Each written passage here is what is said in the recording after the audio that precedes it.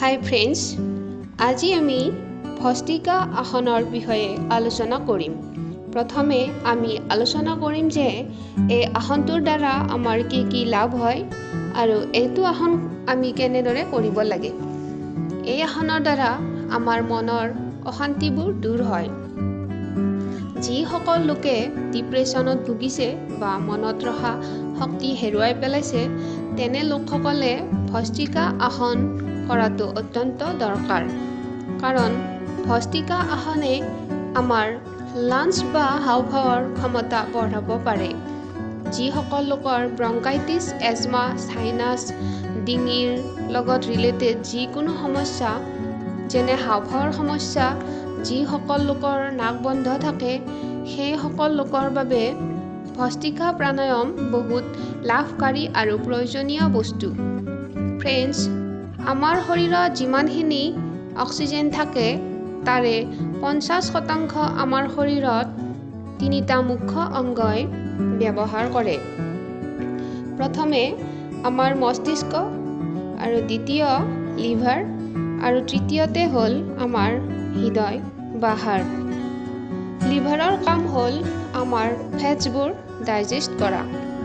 ভস্ত্ৰিকা প্ৰাণায়াম কৰিলে লিভাৰটো এক্টিভ হয় আৰু মেটাবলিজিম বাঢ়ি যায় আৰু হজম শক্তিও সুস্থ হয়। আৰু যদি ৰেগুলাৰলি এই আসন নিয়মীয়াকৈ কৰিব পাৰে, তেতিয়া মেটাবলিজিমটো বাঢ়ি যায়েই, লগতে দেহত থকা এক্সট্ৰা চৰ্বিবোৰ কম হ'ব ধৰে। ইয়াৰ লগতে শৰীৰৰ উজ্জ্বলতাও বাঢ়িব ধৰে, কাৰণ শৰীৰৰ ব্লাড চাৰ্কুলেশ্যন ভালদৰে হ'ব ধৰে। সেয়েহে সেইটো কাৰণে ভস্ত্ৰিকা আসন ৰেগুলাৰ কৰা লোকজনৰ মুখত উজ্জ্বলতাটো ফুটি উঠা দেখা যায়। লগতে যিসকল লোকৰ টোপনি নাহে, এলেহুৱা বা লেজি ফিল কৰে, তেখেতসকলে ভস্ত্ৰিকা আসন কৰাটো অতি দৰকাৰ। কিন্তু মনত ৰাখিব, এইটো টোপনি মৰাৰ আগে নকৰিব। আৰামেৰে এই আসনটো গধূলি কৰিব পাৰে, কিন্তু খালী পেটেৰে কৰিব। এইখিনিয়ে আছিল ভস্ত্ৰিকা প্ৰাণায়ামৰ উপকাৰিতা। এতিয়া উল্লেখ কৰিম কেতিয়া এই আসনটো এভইড কৰিব লাগে আৰু কেতিয়া নালাগে।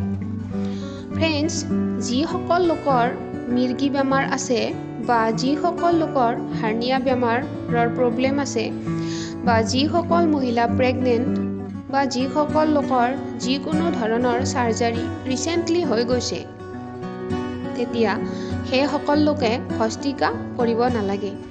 এতিয়া আমি ভস্ত্ৰিকা আসন কেনেদৰে কৰিব লাগে এইটো আপোনাক ভিডিঅ'টোৰ জৰিয়তে দেখুৱাম। ফ্ৰেণ্ডছ, ভস্ত্ৰিকা আসন 3টা পৰ্যায়ত কৰিব লাগে। প্ৰথম হ'ল সামান্য গতি, দ্বিতীয় হ'ল মধ্যম গতি, আৰু তৃতীয়টো হ'ল তীব্ৰ গতি।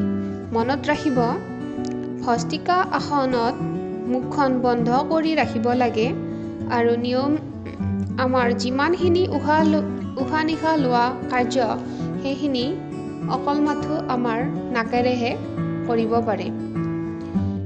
অৰ্থাৎ অকল নাকেৰেহে উশাহ নিশাহ ল'ব আৰু এৰিব। যিসকল লোকে প্ৰথমে এই আসনটো কৰিবলৈ আৰম্ভ কৰিছে, তেখেতসকলে নৰ্মেল আসনতে ক্ৰছ লেগ কৰি বহিব পাৰে। দুয়োখন হাতৰ মুঠি বন্ধ কৰি এনেদৰে ল'ব।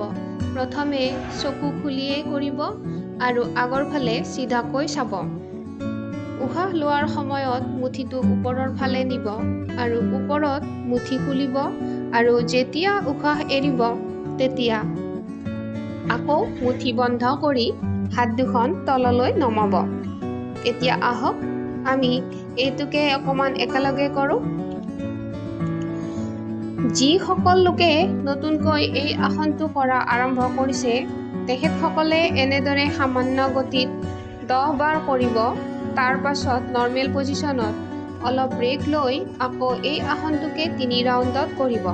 আৰু যিসকল লোকৰ আগৰ পৰা কৰা অভ্যাস হৈ গ'ল, তেখেতসকলে ইয়াতকৈ অলপ স্পীড গতিৰে কৰিব পাৰে।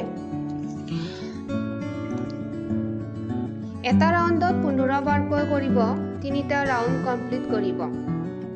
আৰু যিসকল লোকে এডভান্স লেভেলত যোগা কৰে তেখেতসকলে এইদৰে এই আসনটো তীব্ৰ গতিৰে 20 বাৰলৈ তিনিটা ৰাউণ্ডত কৰিব।